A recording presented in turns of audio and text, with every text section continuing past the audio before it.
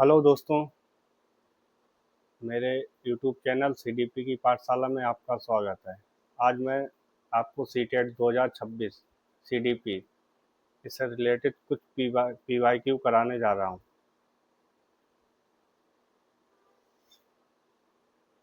जो इस प्रकार हैं।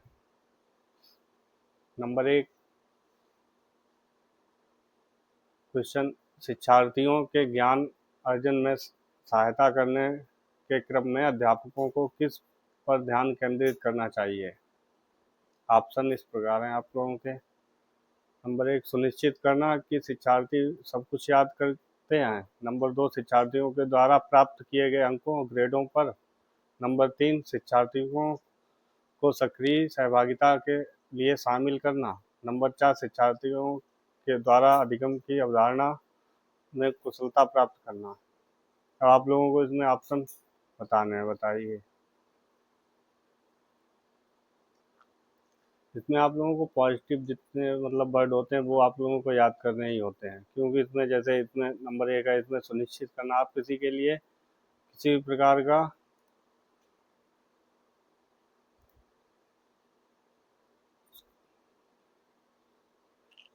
या आप किसी के लिए कुछ दृढ़ नहीं कर सकते हैं। जैसे इसमें लिखा है सुनिश्चित करना, ये आपका गलत हुआ।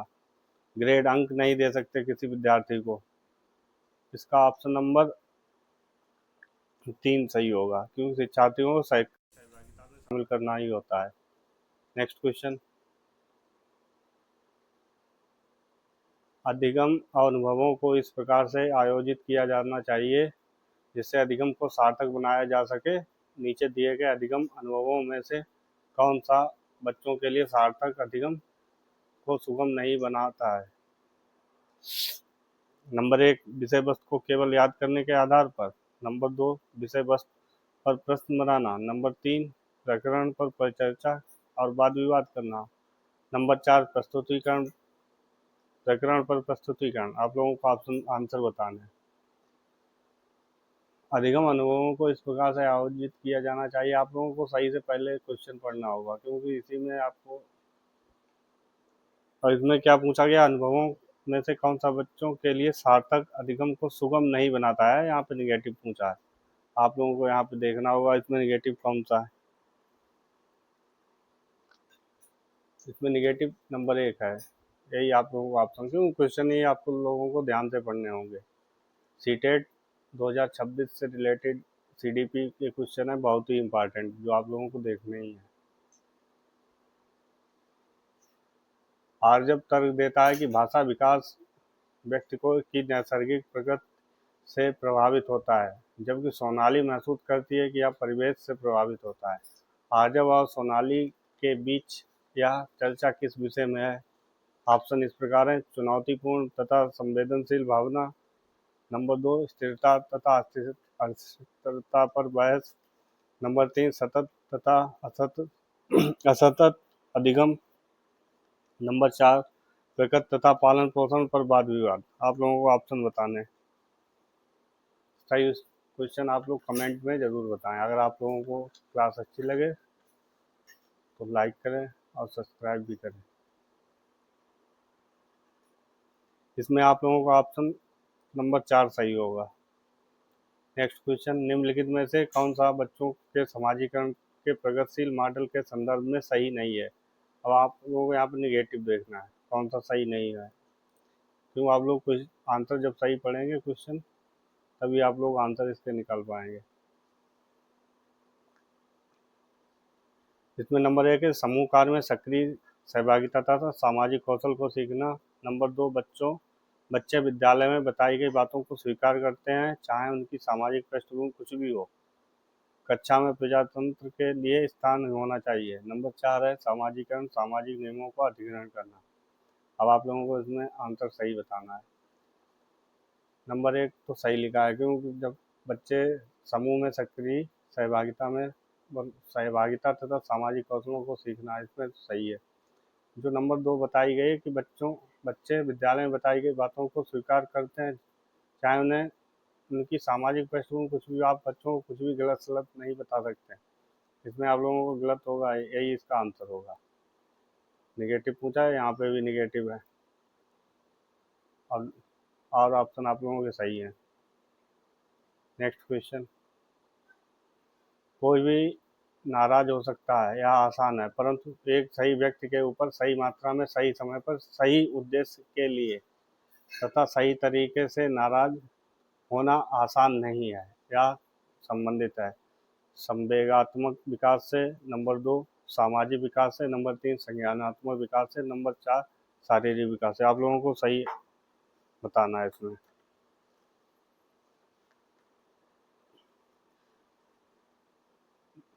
यहाँ पे क्या लिखा है, फिजिकल डेवलपमेंट।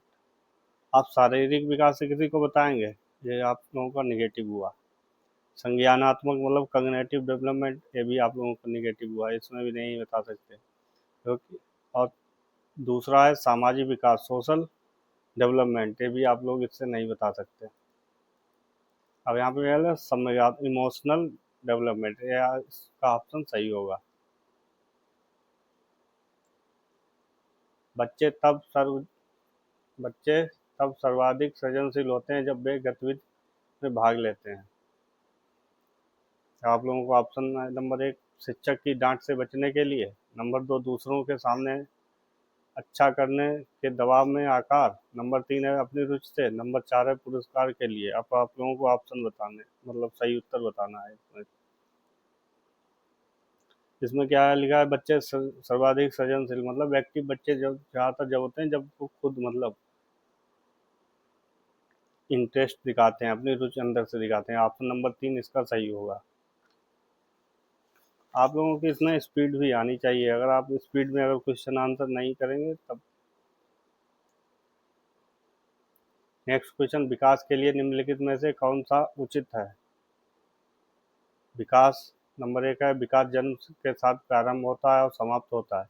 नंबर 2 है सामाजिक सांस्कृतिक संदर्भ में विकास में एक महत्वपूर्ण भूमिका का निर्वाह करता है। नंबर 3 है विकास एकल आयामी है। नंबर 4 विकास पृथक होता है। आप लोगों को सही उत्तर बताना है। इसमें डेवलपमेंट के बारे में बताया गया है।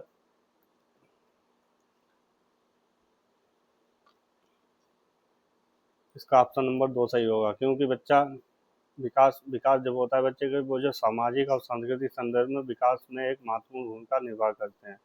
Socio culture content played in a important role of development.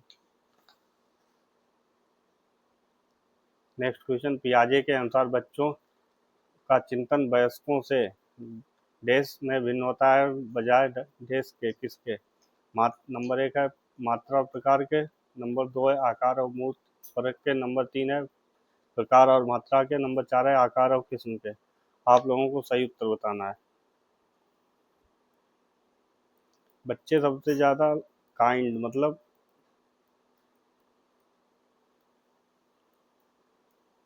Amount,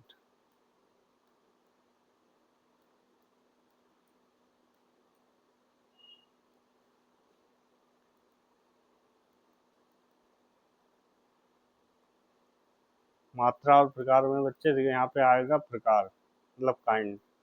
बच्चे बच्चों का चिंतन वयस्कों से प्रकार मतलब प्रकार में भिन्न होता है बजाय मात्रा के, kind and amount. Next question, बुद्धि है, नंबर 1 है समुच्चयों का एक समुच्चय है, नंबर 2 है एक अकेला और जातीय विचार है, नंबर 3 है दूसरों के अनुकरण करने की योग्यता, नंबर 4 है एक विशिष्ट योग्यता। आप लोगों को सही उत्तर बताना है।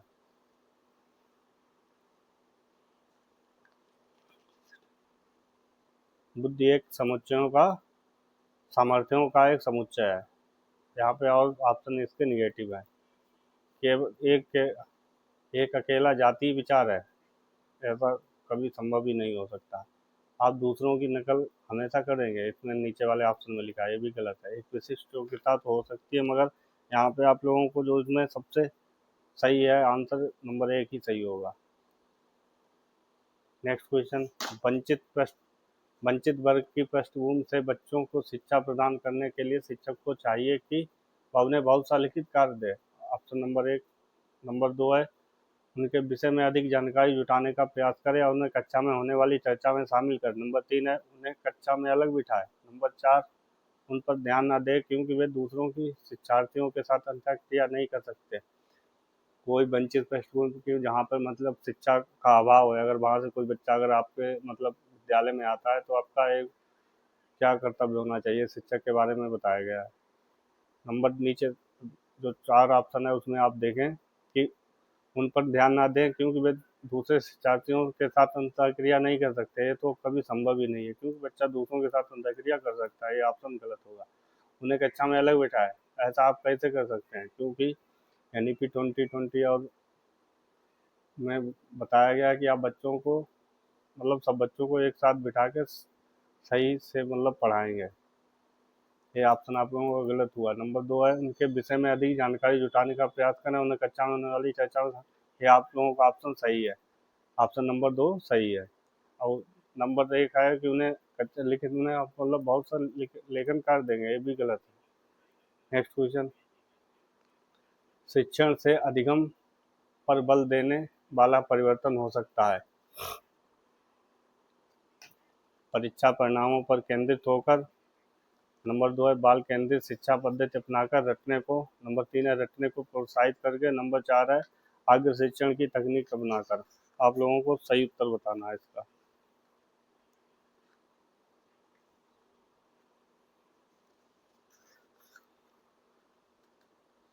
यहाँ पे आप लोगों का ऑप्शन नंबर 2 सही होगा क्योंकि इसमें लिखा है बाल केंद्रित शिक्षा पद्धति अपनाकर। ये NEP 2020 में बताया गया। मैं आप लोगों का एक NEP 2020 का क्लास बहुत ही जल्द लूँगा और उसमें आप लोगों की जितनी भी समस्याएं हैं सब एक ही क्लास में दूर हो जाएंगी। नेक्स्ट क्वेश्चन, कोलबर्ग के अनुसार शिक्षा बच्चों में नैतिक मूल्यों का विकास कर सकता है। नंबर 1 है कैसे व्यवहार किया जाना चाहिए, इस पर कठोर निर्देश देकर। नंबर 2 है धार्मिक शिक्षा को महत्व देकर। नंबर 3 है व्यवहार के स्पष्ट नियम बनाकर। नंबर 4 है नैतिक मुद्दों पर आधारित चर्चाओं में उन्हें शामिल करके। आप लोगों को सही ऑप्शन बताना है। आप लोग कोलबर्ग का मेरा एक टॉपिक इसमें पढ़ा हुआ है, आप लोग उसे देखें। कोलबर्ग से संबंधित जितनी समस्याएं वो दूर हो जाएंगी आप लोगों को। इसमें ऑप्शन नंबर 4 सही होगा, नैतिक मुद्दों पर आधारित चर्चा में उन्हें शामिल करके। नेक्स्ट क्वेश्चन, निम्नलिखित में से कौन सा विकास का सिद्धांत है। विकास की सभी प्रक्रियाएं अंतः संबंधित नहीं है। नंबर 2 है विकास की सभी दर समान नहीं होती है। नंबर 3 है विकास हमेशा रेखीय होता है। नंबर 4 निरंतर चलने वाली प्रक्रिया नहीं है। आप लोगों को सही ऑप्शन बताना है।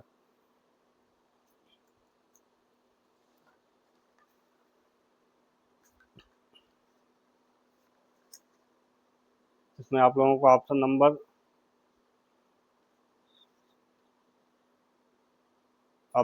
आप लोगों का 2 सही होगा, विकास की दर समान नहीं होती। कभी किसी मतलब डेवलपमेंट एक आप एक मानक तरीके से आप निर्धारित नहीं कर सकते कि बच्चों का विकास एक सही क्रम में हो। नेक्स्ट क्वेश्चन, भाषा विकास में सहयोग करने का कौन सा तरीका गलत है। बच्चों को नंबर 1 है बच्चों को बिना टोके प्रकरण पर बात करना। नंबर 2 है उसकी अपनी भाषा के प्रयोग को अमान्य करना। नंबर 3 है उसके प्रयोग का समर्थन करना। नंबर 4 है भाषा के प्रयोग के अवसर उपलब्ध कराना। अब यहाँ पे आप लोगों को सही तरीके से क्वेश्चन पढ़ना होगा क्योंकि भाषा विकास में सहयोग करने का कौन सा तरीका गलत है। यहाँ पे निगेटिव पूछा गया है।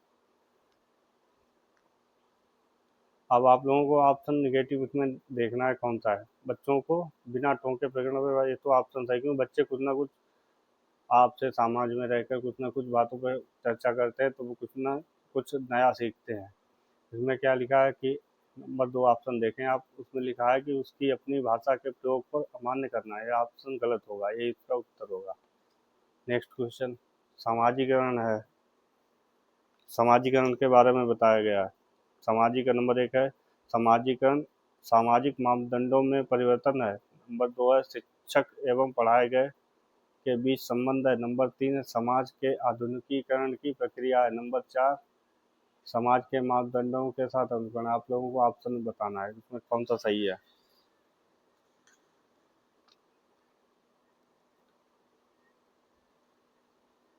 समाजीकरण जो होता है वो समाज के मापदंडों के साथ अनुकूलन करना होता है। ये आप कुछ मतलब आप लोगों का ऑप्शन नंबर 4 सही होगा।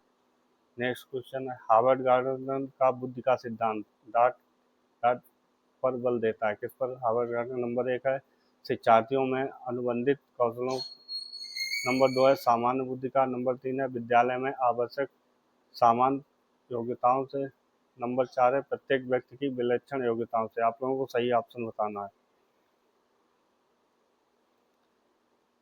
शिक्षार्थियों से अनुबंधित कौशलों को, ये ऑप्शन आप लोगों को गलत होगा, सामान्य बुद्धि नहीं होती है। विद्यालय में आवश्यक सामान्य योग्यताओं के, ये भी आप लोगों का ऑप्शन नहीं होगा। हार्वर्ड गार्डन का सिद्धांत बल देता है प्रत्येक व्यक्ति की विलक्षण योग्यताओं पर। The unique and ability etch individual. Next question, सतत और व्यापक मूल्यांकन डॉट डॉट डॉट पर बल देता है। आप लोगों को नंबर 1 ऑप्शन लिखा है बोर्ड परीक्षाओं में अनावश्यकताओं पर, नंबर 2 है सीखने की सुनिश्चित करने के लिए व्यापक स्केल पर निरंतर परीक्षण, नंबर 3 है सीखने को किस प्रकार अवलोकित रिकॉर्ड और सुधारा जाए इस पर, या नंबर 4 है शिक्षण के साथ परीक्षाओं का सामंजस्य। आप लोगों को ऑप्शन इसमें सही बताना है। इसमें आप लोगों को ऑप्शन नंबर 3 सही है। इसमें जो लिखा है नंबर 1 ऑप्शन देखें आप, बोर्ड परीक्षाओं की अनावश्यकताओं पर, यह ऑप्शन ऑप्शन गलत होगा। सीखने को सुनिश्चित करने के लिए व्यापक स्केल निरंतर, ये भी आप लोगों का ऑप्शन गलत होगा, नंबर 3 सही है। नेक्स्ट क्वेश्चन, एक समावेशी विद्यालय, इससे पहले एक क्वेश्चन आया था वो पृथक वाला, वो इसका मान लो सही है, इसी तरीके से है। एक समावेशी विद्यालय नंबर 1 है विद्यार्थियों की योग्यताओं के अनुसार उनकी सीखने की आवश्यकताओं को निर्धारित करता है, नंबर 2 है शिक्षार्थियों को उनकी क्षमताओं में परवाह किए बिना सभी के अधिगम परिणामों को सुधारने के लिए प्रतिबद्ध होता है, नंबर 3 है शिक्षार्थियों के मध्य अंतर करता है और उन्हें विशेष रूप से सक्षम बच्चों के लिए कम चुनौतीपूर्ण उपलब्ध लक्ष्य निर्धारित करता है, नंबर 4 है विशेष रूप से योग्य शिक्षार्थियों के अधिगम परिणामों को सुधारने के लिए विशिष्ट रूप से प्रतिबद्ध होकर। आप लोगों को सही ऑप्शन इसमें बताना है।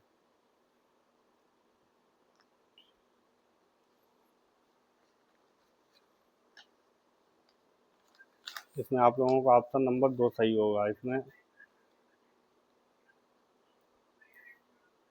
नेक्स्ट क्वेश्चन, अधिगम निर्योग्यता है।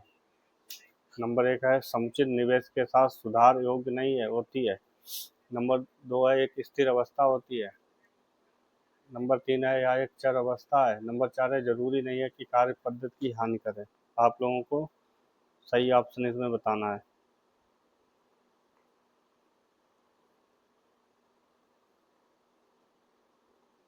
इसमें ऑप्शन नंबर 3 सही होगा, या एक वेरिएबल स्टेज होती है।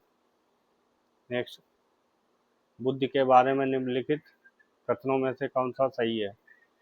आप लोग बताएं। बुद्धि एक निश्चित योग्यता है जो जन्म के समय ही निर्धारित होती है, नंबर 2 है बुद्धि की मानकीकृत परीक्षण के प्रयोग से सटीक रूप से मापा और निर्धारित किया जा सकता है, नंबर 3 है बुद्धि एक एकात्मक कारक तथा एक एकांकी विशेषक है, नंबर 4 है बुद्धि बहुआयामी तथा जटिल योग्यताओं का एक समूह है। आप लोगों को सही ऑप्शन इसमें बताना है।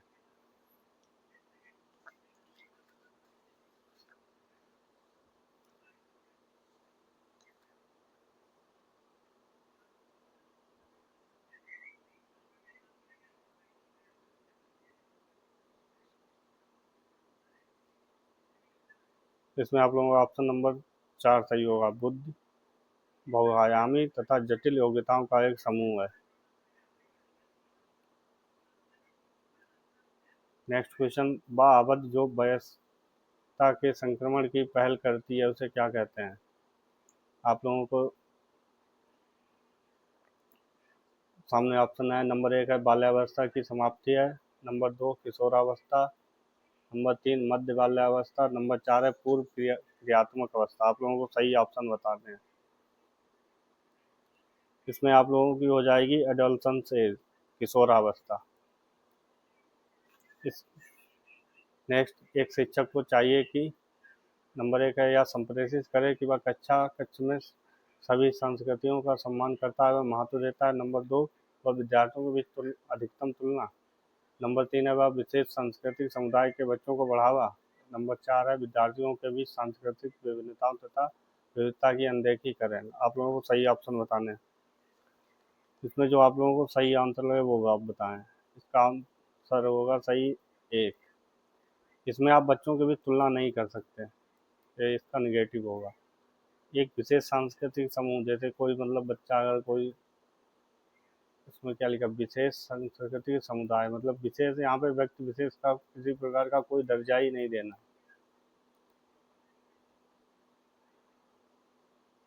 सांस्कृतिक विभिन्नताओं को अनदेखा नहीं करना चाहिए। इसमें ऑप्शन ए भी आप लोगों का गलत होगा, ऑप्शन नंबर 1 सही होगा।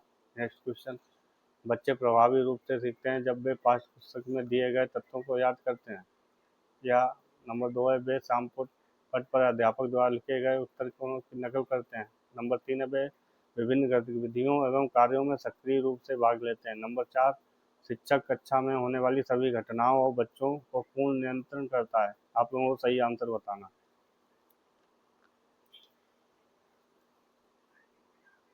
यहाँ पे आप लोगों का ऑप्शन नंबर 3 सही होगा।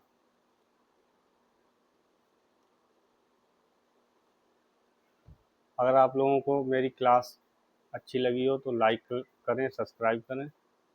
धन्यवाद।